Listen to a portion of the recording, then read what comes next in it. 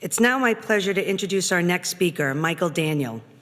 Michael is a special assistant to the President and the Cybersecurity Coordinator for the White House. In this position at the White House, Michael leads the interagency development of national cybersecurity strategy and policy, and he oversees agencies' implementation of those policies. Michael also ensures that the federal government is effectively partnering with the private sector, non-governmental organizations, and other branches and levels of the government and other nations. Prior to coming to the National Security Staff, Michael served for 17 years with the Office of Management and Budget. Michael played a key role in shaping intelligence budgets, improving the management of the intelligence community, and resolving major intelligence community policy issues, including cybersecurity, counterterrorism spending, and information sharing and safeguarding. Michael's also been a great contributor and supporter of this conference, and he is a return speaker for this year's conference. Michael, thank you for speaking to us this morning, and I hand over the podium to you.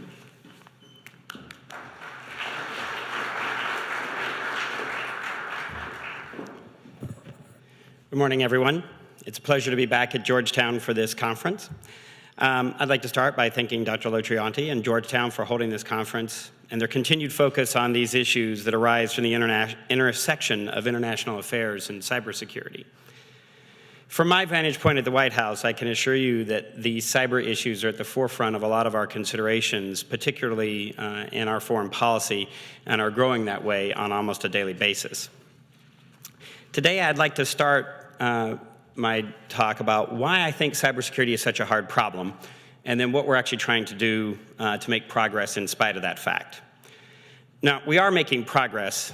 I'll readily admit that from an outsider's perspective, you could be forgiven for thinking that we're standing still because we're moving so slow, but we are making progress. This can be especially frustrating when everyone realizes the gravity of the threat and how fast the adversary is moving. But we are making some real progress in building the common foundation for our collective security and real progress in developing the strong partnerships that are critical for future improvements in cybersecurity. Now, at one level, when you think about it, cybersecurity ought to be a really easy problem. After all, the vast majority of intrusions rely on known, fixable vulnerabilities. So that means the bad guys are getting in through holes that we know about and that we can fix. So what's the deal? Clearly, that means the problem isn't actually so simple, or we'd have fixed it already, and I would be out of a job. Wait a minute, that actually sounds like a pretty good idea. Anyway, I want to talk today about 3 reasons why I believe cybersecurity is so hard, and then 3 concrete steps we're taking from a foreign policy perspective to tackle those hard problems. These 3 reasons may not be the only ones, but without addressing these 3 issues, I think our efforts will likely continue to struggle. The first hard problem stems from the fact that we do not understand the economics of cyberspace. I come to this conclusion because of one glaringly obvious point. The challenges that we face in this space are not new, and many of the solutions are readily available and have been available for some time. These are the issues like cyber hygiene, information sharing, and identity management, which we've known about and discussed for years. Now, granted, the adversary's tactics evolve, and the impact of malicious behavior in cyberspace is growing as we hook more and more things up to the internet. But many of the same fundamental weaknesses in our collective armor remain. And we know how to fix most of these vulnerabilities from a technical standpoint, but we can't get people to implement them. And it's not like we don't collectively understand these facts. Yes, we need to do more on education and awareness, and we need to continue to bring the level of awareness in our society about cybersecurity and cyber issues up. But it's already clearly in everyone's best interest to be good at cybersecurity. So the logical conclusion you have to reach is that we don't fully understand the economics and the human psychology behind cybersecurity. We haven't fully confronted these problems in terms of human behavior and motivation as opposed to technical solutions. And until we really understand the human factors and change our approaches as a result of this understanding, we are going to continue to flail away at this problem. Technology alone cannot compensate for bad business practices. The second hard problem, ironically, stems from the success of the internet and cyberspace. The vast extent and impact of cyberspace, the fact that it touches almost everyone, and pretty soon virtually everything, is what makes securing it so very difficult. When the internet was first built, Critical infrastructure was not connected to it and didn't rely on the internet. Nobody cared about privacy protocols because people didn't live their lives online. And security was still largely based in the physical world. Users didn't worry about the security of the underlying code and how it functioned, only that it worked. Governments didn't understand the internet, they didn't use it much, and they didn't see why anybody should care about it. So nobody really minded when technologists set up the internet to be governed in a highly decentralized way outside of government-based structures. But now everybody cares about these things, at least to some degree. Governments are waking up to the fact that they really need to care about the internet and how it works. And some governments are waking up to this fact for all sorts of reasons that we don't consider necessarily good ones. As a result, what used to be decided by technology experts or by an informal agreement among internet service providers is now the focus of an intense, highly political process. And that means decisions that were once easy in terms of internet governance are now much harder. And given the importance of the internet to everyone in the global community, that difficulty isn't going to change anytime soon. The last hard problem, not surprisingly, stems from the structure of cyberspace itself. As we think about how to counter the threat from cyberspace, one factor of its actual nature becomes particularly relevant. Now, traditionally, the argument has been that cyberspace has no borders, and the lack of border, and that is true to a certain extent. After all, information moves incredibly freely and easily across the entire planet right now. And that can be a strength, but it's also a weakness because it allows malicious actors great degrees of freedom. But I think this argument is not entirely complete. In fact, when you actually take a look at the structure, the underlying physical infrastructure of the internet, there are borders and boundaries everywhere. Everywhere that a router or a network or a server and the like touch, there are borders. And we are creating more and more borders as we build the Internet of Things. In my mind, the fundamental feature that the internet actually lacks is an interior. There is no inside to a network when you really think about it. Everything and everyone operates at the border, at the edge of the network. This is a very fundamental fact of the nature of how the physics and mathematics of cyberspace itself actually works. And this interconnectedness means that everything and everyone touches an edge or a border in some way. And this reality has a profound implication for how we organize ourselves as a society to protect ourselves in cyberspace. For example, in the physical world, we assign the mission of border security to the US federal government. But if every single person in the US lives right at the border in cyberspace, then it becomes not physically possible to assign the mission of border security to just one group or element in our society. Protecting cyberspace by its very nature then becomes a mission that is shared by all. This reality makes organizing for cyberspace incredibly complex, because it requires cooperation across boundaries in the physical world that are very difficult to bridge, among government agencies, within the private sector, between the government and the private sector, and then between governments. If these are the problems then, economics and psychology, the fact that everyone now really cares about the internet in a very intense way, and a lack of an interior, how do we address them? Well, as a government, we are working on a number of initiatives, and I'd like to highlight a few of them for you here today. First, to talk about how we're trying to address the economics and psychology problem, we've been trying to take a different approach. Starting in the summer of 2012, we began a dialogue with the private sector regarding alternative paths, about using a voluntary approach, and focusing it on a way to make it easier for companies to assess their cybersecurity, to do it in a way that would make the problem and solutions understandable to the decision makers in those companies, and to base it on how businesses actually operate. That approach resulted in the executive order on improving cybersecurity protections for critical infrastructure. President Obama signed that particular executive order last February. Now, that EO has a lot packed into it for such a short document, but it really directed the federal agencies to do three things to raise the baseline level of cybersecurity in our critical infrastructure: increase information sharing with the private sector and our external partners, initiate a transparent, inclusive process to harness the best thinking in government and private industry into a cybersecurity framework of best practices and standards, and protect privacy and civil liberties while doing these things. So a couple of weeks ago, right before the previous big snowstorm, we rolled out the framework after a significant amount of work from both government and the private sector. Some people have criticized the framework by saying that it's too simple or available in other forms. But I would argue that in this case, that's a strength, not a weakness. By relying on those practices already used throughout industry and proven to work, we can focus on the more pressing problems instead of driving apart an already fractured system. The framework's other great strength is that it is based on how businesses actually do business. That is, how they manage risk in the real world. The framework that we have collectively produced is not the last word on cybersecurity, and it never was intended to be. It's only the beginning of a conversation for which there is no such thing as done. Instead, the framework is a living document that needs to evolve as our collective best practices evolve. To make sure that our best practices stay current, we want everyone, from multinational corporations to other governments, to take the framework for a spin. It can't do much if it sits in the garage, so we need to put some miles on it. The only way to get best practices better is when they're used by as many people as possible. So we are encouraging all of our international partners to give us feedback on the areas where it works and how to make it better. Second, to address the problem that everyone cares about the internet, we are actively addressing the challenges of internet governance. We are working with other governments and international organizations on preserving the freedoms of the internet while trying to increase the safety of this collective resource.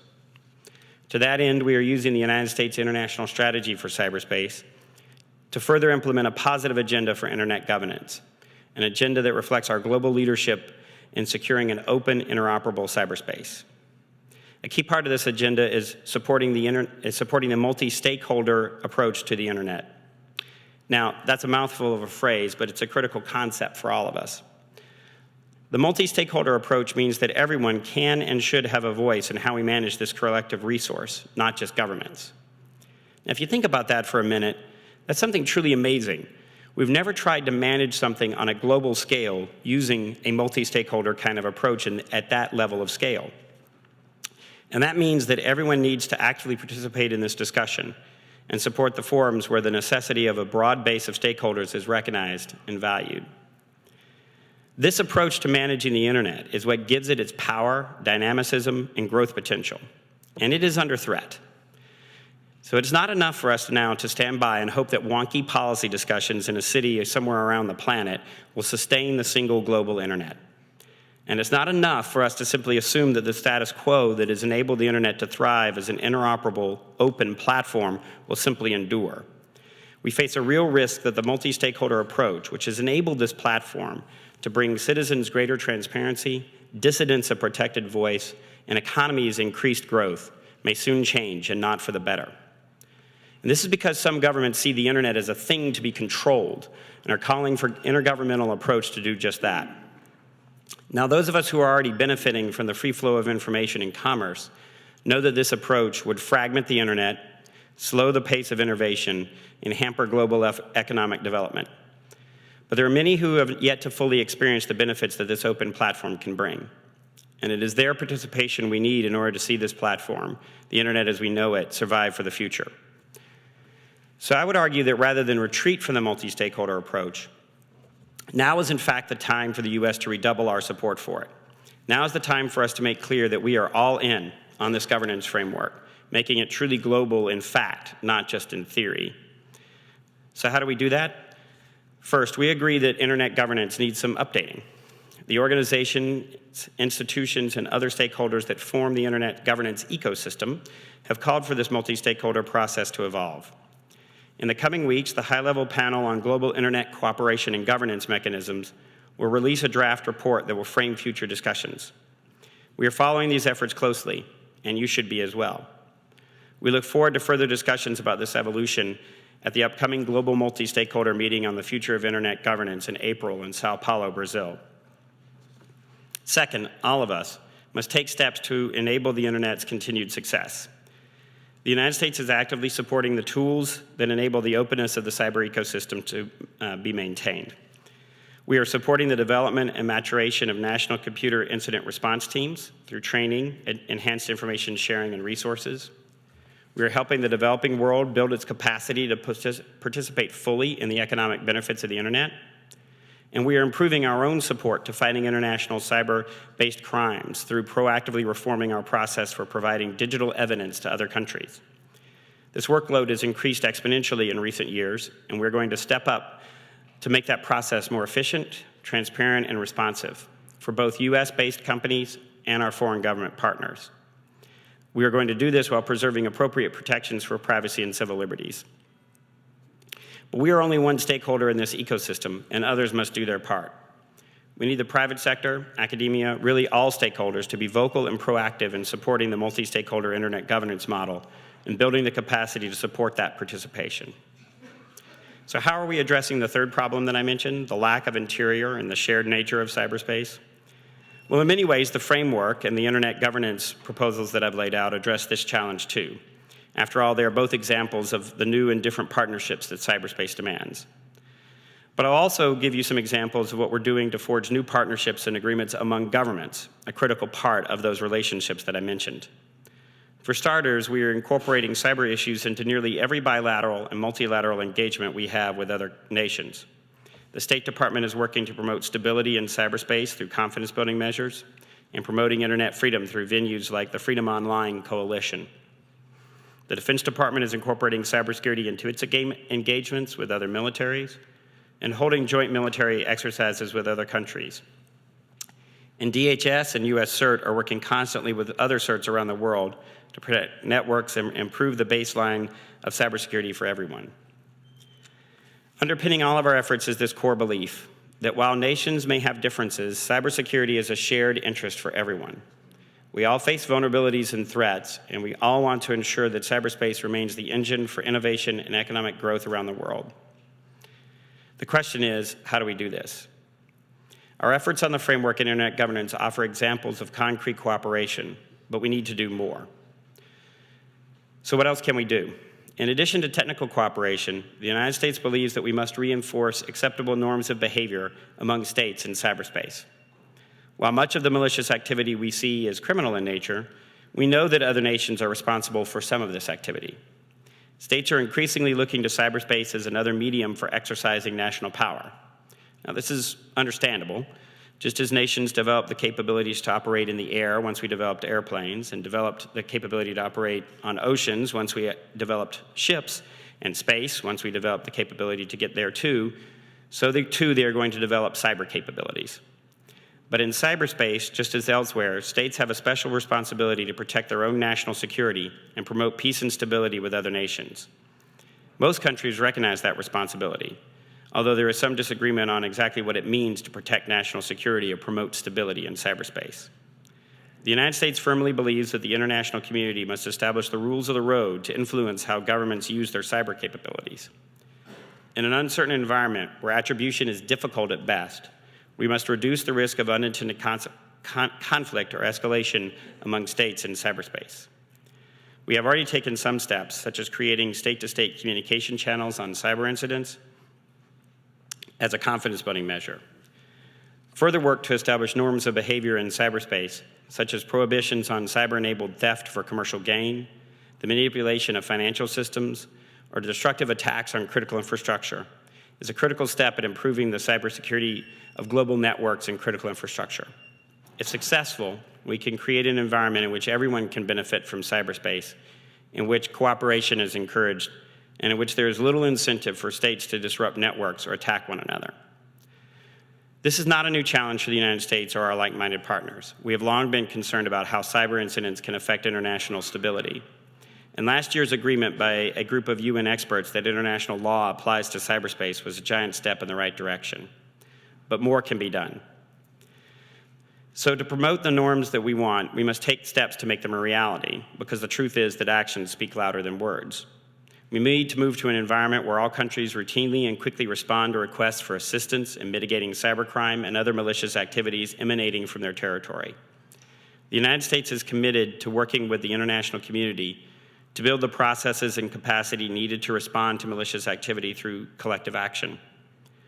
I already mentioned the efforts of our CERT development and training, capacity building, and modernizing our process for responding to requests for evidence from foreign law enforcement agencies. These are the first, but certainly not the only way of our effort, certainly not the only ones of our efforts to create norms of state behavior in cyberspace. We know that other states are keenly interested in this issue, and we look forward to working with the international community on action that will reinforce our collective efforts to maintain an open, reliable, secure, and stable internet.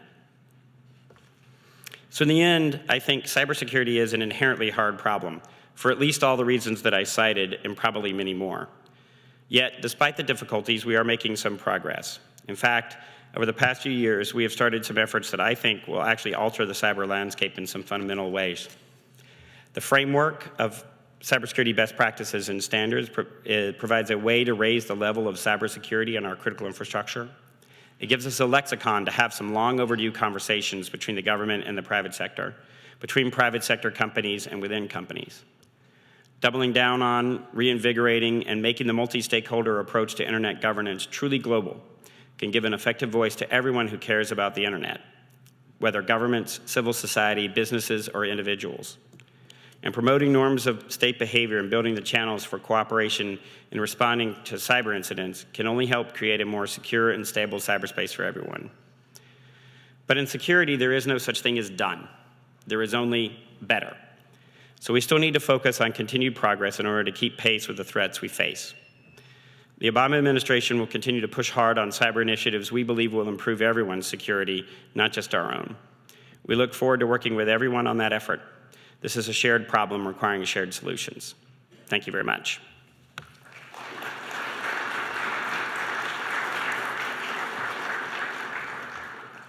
Yes, I can take a few questions.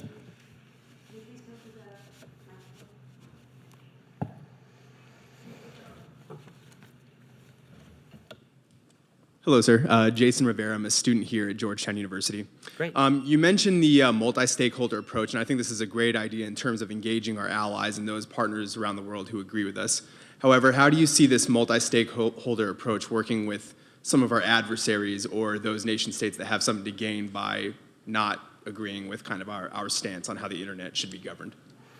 So I think that the key thing in my mind is that this multi-stakeholder approach is how we've built the internet today. That if you think about how the technical protocols are designed and promulgated, how the domain name system is maintained, how all of those component parts of the internet, they're really done in a very distributed, decentralized manner. And they're done through organizations that don't have a lot of formal structure to them necessarily. And I think that is a great strength that we want to preserve. We will probably never convince some of the countries around the world that this is the right way to go about doing business, but we don't have to. What we need to do is make sure that we are able to convince as many, particularly in the developing world and of many other nations around the world that are open to that, that is the right way to go about it.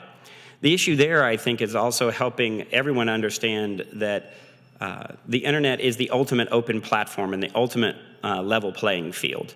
But in order to do that, we need to enable everyone to be able to access the internet, whether you're talking about building physical infrastructure in some places, or in other places helping them develop the laws and policies and regulations that encourage people to be able to make use of that platform.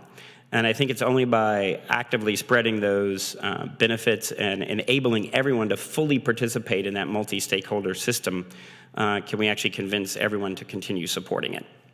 Great, thank you.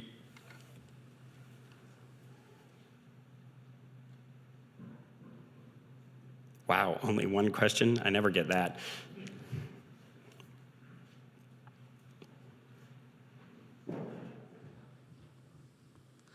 Oh, no, go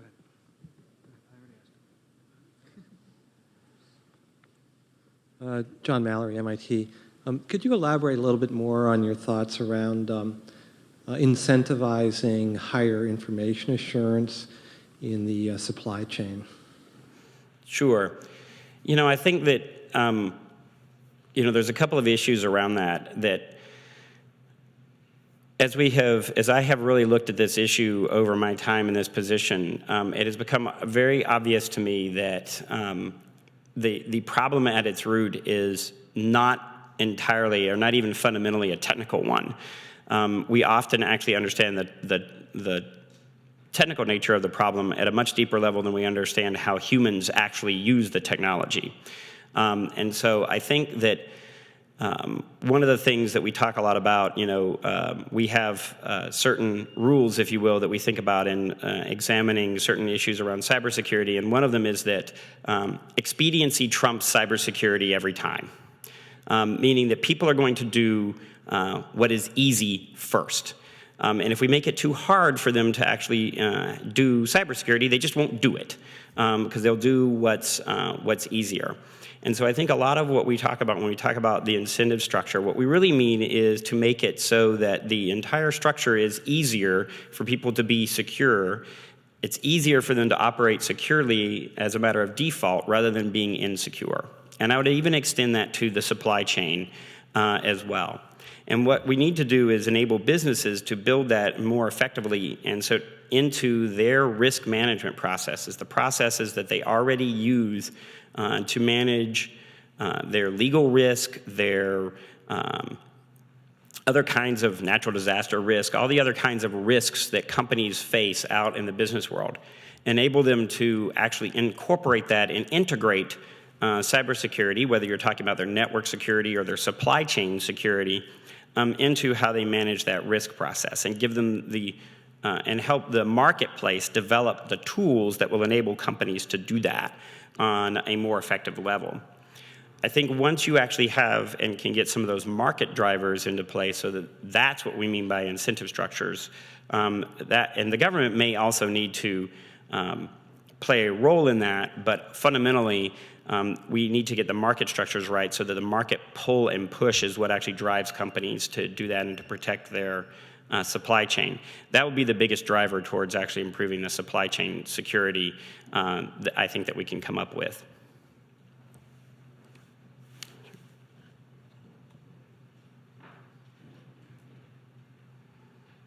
Adrian Diarra, Security Studies Program, Georgetown. My question is related to international norms, reconciliation with national security. As we know, with the events in Ukraine, I'm sure that within the soft diplomacy that's being evaluated, the means that are being evaluated today, they might have been thinking of cyber solutions, cyber attacks to stop Russians. And how can we reconcile international norms with the imperative with countries to have national security? Thank you. Sure. So I think that at their root, right, the international norms are what we want to aspire to for nations to behave across large swaths of time in peacetime, in all of those kinds of the normal push and pull that we have, the normal kinds of international actions that we have. I think that cyber capabilities are going to be an instrument of national power, and they will be integrated into nations' toolkits, just like their diplomatic, economic, military, law enforcement, all their other means of diplomacy that all nations have of exercising power. But like we have said in other spheres, what we want to do is develop some rules of the road for how that tool is used and how that power is employed. That we believe that it is a tool that needs to be employed with a great deal of restraint, and that it is a tool that needs to be employed only as part of a whole much broader array of national security and economic security interests, and that it is one that everyone should be very careful about because of some of the inherent problems, including attribution and the risk of escalation and other issues that are associated with doing anything in cyberspace. It's why the policy of the U.S. government is for network defense and law enforcement first in this sphere. So I think that the development of international norms would only help in those kinds of situations because people would actually understand the rules of the road much more clearly. Thank you.